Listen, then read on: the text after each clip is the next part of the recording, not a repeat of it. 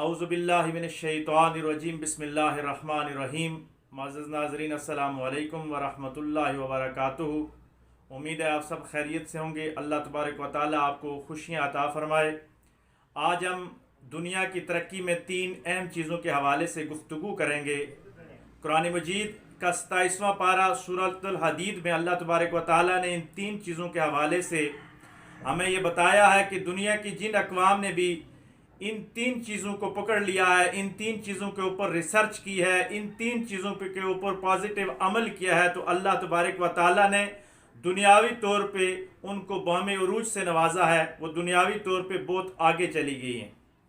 پہلی جو چیز ہے وہ کتاب اللہ ہے، اللہ کی کتاب کا علم، یعنی اللہ تبارک و تعالیٰ کی جو کتاب ہے، کتاب ہدایت ہے، یہ پوری انسانیت کے لیے ہے، یہ صرف مسلمانوں کے لیے نہیں ہے۔ جو انسان جس نیت سے بھی اس سے استفادہ حاصل کرنا چاہے گا تو اللہ تبارک و تعالیٰ اس کی گہرائیوں سے اس کو روشناس فرما دے گا۔ لیکن جو آدمی توحید اور رسالت پر ایمان لانے کے بعد، یعنی مسلمان ہونے کے بعد، عشق مصطفیٰ صلی اللہ علیہ وآلہ وسلم سے لبریز ہونے کے بعد اس قرآن کو اٹھائے گا، اس کے موتیوں سے اگر فائدہ حاصل کرنا چاہے گا تو اس کو اللہ تبارک و تعالیٰ زیادہ برکتوں سے نوازے گا۔ تاریخ شاہد ہے کہ جب تک مسلمان قرآن مجید کے اوپر ریسرچ کرتے رہے، قرآن مجید کو سمجھ کر پڑھتے رہے، قرآن مجید میں غوطہ زن ہوتے رہے، تو اس وقت تک اللہ تبارک و تعالیٰ نے مسلمانوں کو پوری دنیا کی قیادت عطا کی تھی۔ مسلمان پوری دنیا میں سپر پاور سمجھے جاتے تھے۔ امت وسط سے مراد یہی لی جاتی ہے قرآنی ٹرمنالوجی میں کہ یہ سپریم امت ہے، سپر پاور امت ہے۔ اگر یہ کتاب ہدایت کے مطابق زندگی بسر کرے گی، کتاب ہدایت کے حوالے سے سائنسی بنیادوں پہ، مذہبی بنیادوں پہ، معاشی اور معاشرتی بنیادوں پہ، میڈیکل سائنس کے حوالے سے جہاں جہاں بھی یہ اللہ کی کتاب سے رہنمائی لے کے اس کے اوپر ریسرچ کرنا شروع کر دے گی تو یہ امت کامیاب ہو جائے گی۔ ہم نے جب قرآن کو صرف ثواب کی نیت سے اور مردے بخشوانے کے لیے پڑھنا شروع کیا تو باقی اقوام جنہوں نے ایمان تو نہیں لایا اس کتاب کے اوپر، اللہ اور اس کے رسول پہ ایمان نہیں لے آئے، لیکن قرآن مجید کے اوپر انہوں نے ریسرچ شروع کر دی، تو انہوں نے سیاروں اور ستاروں کا علم حاصل کیا، زمین کی گہرائیوں سے لے کے فلک کی بلندیوں تک، چاند تک پہنچے وہ اس قرآن مجید کے علوم اور معارف کے اوپر ریسرچ کر کے۔ تو دنیا کی جو بھی قوم اس قرآن مجید کے اوپر، کتاب ہدایت کے اوپر ریسرچ کرے گی، سوچے گی، سمجھے گی، تجربات کرے گی، مشاہدات کرے گی، تو وہ قوم بام عروج حاصل کرے گی۔ اسی صورت میں اللہ تبارک و تعالیٰ نے دوسرا جو لفظ استعمال کیا وہ میزان ہے۔ میزان سے مراد ترازو، یعنی جو قوم انصاف کو پکڑ لے گی، عدل و انصاف والے راستے پہ چل پڑے گی، وہ کوئی بھی مذہب ہو، وہ کوئی بھی قوم ہو، کسی بھی رنگ اور نسل کی ہو، اگر وہ عدل و انصاف والا معاشرہ ہے تو وہ دنیا میں ضرور ترقی کرتا ہے۔ اس کی تفسیر میں حضرت علی کرم اللہ وجہ الکریم کا وہ مشہور قول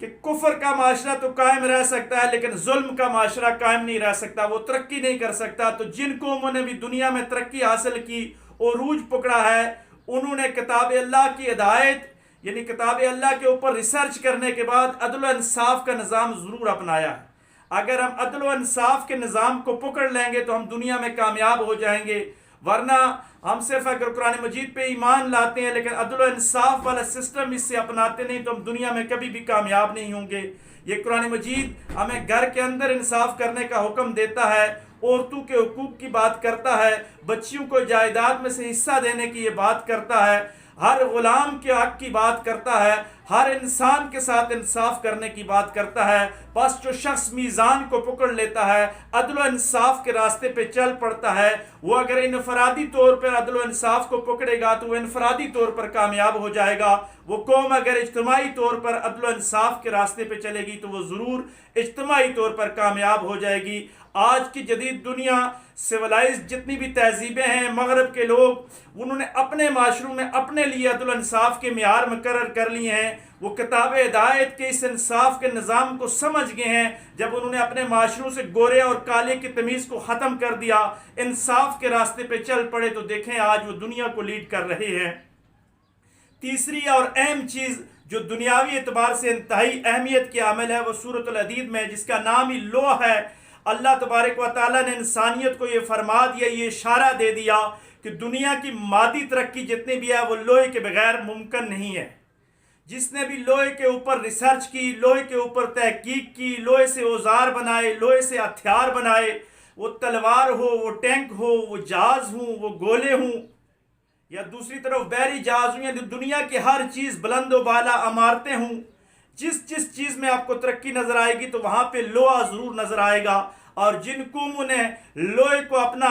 فرما بردار بنا لیا، لوہے سے چیزیں بنانا سیکھ لی، لوہے کی فیکٹریاں لگا کر جدید اسلحے بنائے، جدید جہاز بنائے، جدید میزائل ٹیکنالوجی دنیا کو دی، سیاروں اور ستاروں کو مسخر کیا اس لوہے کے علم کی وجہ سے، قد آسمان تک کی عمارتیں کھڑی کر لی اس لوہے کی وجہ سے۔ تو یہ لوہا اللہ تبارک و تعالیٰ نے قرآن مجید میں مسلمانوں کے لیے فرمایا کہ یہ میں نے تمہارے لیے ایک نعمت عظیم عطا فرما دی، اگر اس کو مثبت انداز کے ساتھ آپ استعمال کرو گے تو آپ دنیاوی طور پہ ضرور کامیاب ہو جاؤ گے۔ قرآن مجید جہاں ہمیں روحانی ترقی کا حکم دیتا ہے، نظریاتی ترقی کا حکم دیتا ہے، وہاں پہ ہمیں مادی ترقی کا بھی ضرور حکم دیتا ہے، کیونکہ دنیا میں وہی قومیں عروج تک پہنچتی ہیں جن کا نظریہ رچ ہوتا ہے، لیکن نظریے کے ساتھ وہ مادی طور پہ جو طاقتور ہوتے ہیں، کیونکہ مادی وسائل کے بغیر جنگیں نہیں لڑی جاتی، صرف جذبات سے جنگوں میں مقابلہ نہیں کیا جاتا۔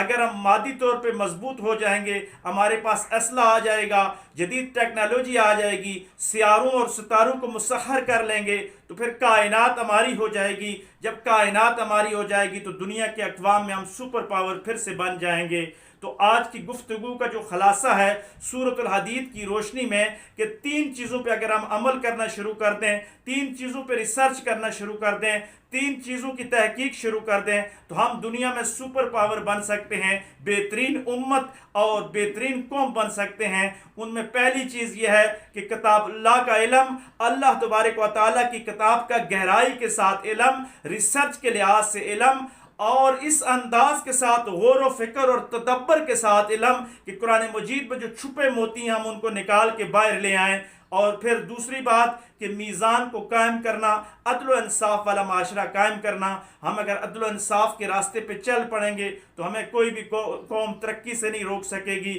کوئی بھی دشمن ہمارے سامنے رک نہیں پائے گا، کیونکہ عدل و انصاف والے جو لوگ ہوتے ہیں وہ کامیاب ہو جاتے ہیں۔ پہلی جنگ عظیم اور دوسری جنگ عظیم جن قوموں نے لڑی، ان کے معاشروں میں جب عدل و انصاف قائم تھا تو وہ کامیاب ہو گئے۔ اگر ہم عدل و انصاف کے راستے پہ چلیں گے تو ہم ضرور کامیاب ہو جائیں گے۔ تیسری اور آخری چیز کہ لوہے کو استعمال کرنے کی جتنے بھی طاقتیں ہیں اگر ہم سیکھ لیتے ہیں، وہ سیکرٹس ہم حاصل کر لیتے ہیں، دن رات تحقیق کر کے اس لوہے سے نت نئی مثبت چیزیں بنا کر انسانیت کی خدمت کے لیے پیش کر سکتے ہیں، تو ہماری معیشت بھی بہتر ہو جائے گی، ہمارا معاشرہ بھی بہتر ہو جائے گا، اور نظریاتی طور پر ہم پھر سے دنیا کو لیڈ کرنے کی پوزیشن میں آ جائیں گے۔ اللہ تبارک و تعالی ہمیں قرآن مجید صحیح معنوں میں سمجھنے، اس پہ عمل کرنے اور اس کے ذریعے دنیاوی زندگی بھی اور اخروی زندگی بھی بہتر کرنے کی توفیق عطا فرمائے۔ وآخر دعوانا ان الحمد للہ رب العالمین۔